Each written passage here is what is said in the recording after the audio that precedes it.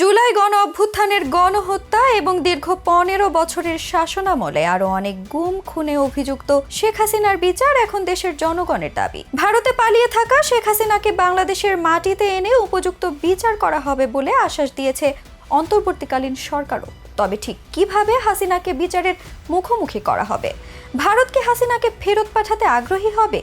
এই সব কিছুর বিশ্লেষণ থাকছে আজকের এক্সক্লুসিভ আয়োজনে। সাম্প্রতিক এক ফোন কলে শেখ হাসিনাকে বলতে শোনা যায় তিনি বাংলাদেশের সীমান্তের কাছাকাছি আছেন, যে কোনো সময় চট করে ঢুকে পড়বেন দেশে। এমনকি তার বিরুদ্ধে দায়ের হওয়া শতাধিক মামলা নিয়ে আন্তর্জাতিক দৃষ্টি আকর্ষণের প্রস্তুতিও নিচ্ছেন। অন্যদিকে বাংলাদেশের মানুষ আশা করছে দ্রুতই বিচার হবে শেখ হাসিনা। কোটা সংস্কার ও সরকার পতনের আন্দোলনে ছাত্র জনতার উপর নির্বিচারে গুলি, হত্যা, গণহত্যা ও মানবতা বিরোধী অপরাধে সাবেক প্রধানমন্ত্রী শেখ হাসিনাকে দেশে ফিরিয়ে বিচারের মুখোমুখি করার কথা বলেছেন আন্তর্জাতিক অপরাধ ট্রাইব্যুনালের নবনিযুক্ত chief prosecutor Mohammad Tajul Islam. Chief prosecutor বলেন, সম্ভাব্য প্রধান অপরাধী দেশ থেকে পালিয়েছে, তাকে দেশে ফিরিয়ে আনার জন্য আইনি প্রক্রিয়া আমরা শুরু করব। বাংলাদেশের সঙ্গে ভারতের অপরাধী প্রত্যাবর্তন চুক্তি আছে। 2013 সালে শেখ হাসিনা সরকারের আমলে এই চুক্তি হয়েছিল। তিনি যেহেতু বাংলাদেশের গণহত্যার প্রধান আসামি হবেন বলে মনে করছি, বা অধিকাংশ মামলায় তাকে আসামি করা হয়েছে, সুতরাং এই প্রক্রিয়া শুরুর মাধ্যমে তাকে আইনগতভাবে বাংলাদেশে ফিরিয়ে এনে বিচারের মুখোমুখি করার চেষ্টা করব। চিফ প্রসিকিউটর আরও বলেন, অপরাধটা 56,000 বর্গ মাইলের সব জায়গায় একই সাথে সংগঠিত হয়েছে। প্রত্যেকটা জায়গায় একটা কমন ইনস্ট্রাকশন ছিল, গুলি করে সব মেরে ফেলা। আমাদের প্রথম প্রায়োরিটি হচ্ছে এই মামলায় যারা আসামি হবেন তারা এখনো বাংলাদেশে আছেন, অনেকে দায়িত্বেও আছেন, তারা এই আলামতগুলো ধ্বংস করার চেষ্টা করবেন। তাই আমাদের প্রধান দায়িত্ব এই আলামতগুলো দ্রুততম সময়ের মধ্যে এগুলো সংগ্রহ করা, প্রসিকিউশন ও তদন্ত সংস্থার হাতে নিয়ে আসা, যেন এই আলামতগুলো আদালতের সামনে উপস্থাপন করতে পারি। সব ধরনের আলামত তদন্ত সংস্থা বা প্রসিকিউশনের কাছে পৌঁছানোর জন্য ছাত্র জনতা সহ ভুক্তভোগীদের প্রতি আহ্বান জানিয়ে চিফ প্রসিকিউটর বলেন, এটা এমন একটা বিচার হবে যে বিচারের পর শহীদ পরিবার, ক্ষতিগ্রস্ত পরিবার, বাদী পক্ষ, এমনকি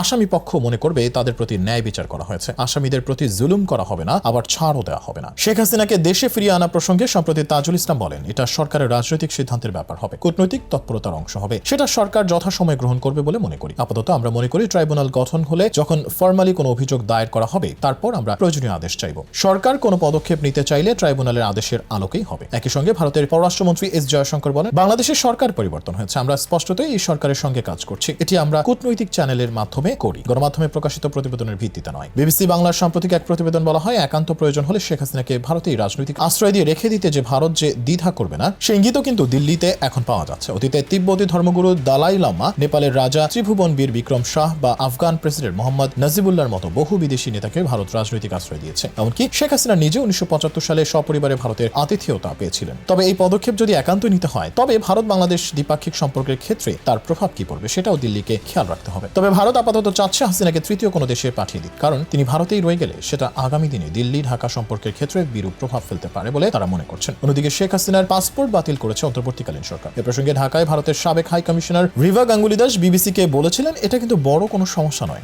ভারত সরকারের ইস্যু করা ট্রাভেল ডকুমেন্ট বা পারমিট দিয়ে তিনি অনায়াসেই তৃতীয় দেশে যেতে পারবেন। শেখ হাসিনাকে নিরাপদ কোনো তৃতীয় দেশে পাঠানোর ভারতীয় চেষ্টা এখনো পুরোদস্তুর অব্যাহত আছে। তবে সেটা যদি চট করে সফল নাও হয়, তাহলে দিল্লিও তাকে রাজনৈতিক আশ্রয় দিয়ে যতদিন খুশি ভারতে রাখতে কোনো দ্বিধা করবে না, যার ফলে শেখ হাসিনার বিচার কার্যে এখন সবচেয়ে বড় বাধা ভারত। কূটনৈতিকভাবে তাদের আশ্রয় থেকে হাসিনাকে দেশে ফিরিয়ে আনাটাই এখন বাংলাদেশ সরকারের বড় চ্যালেঞ্জ।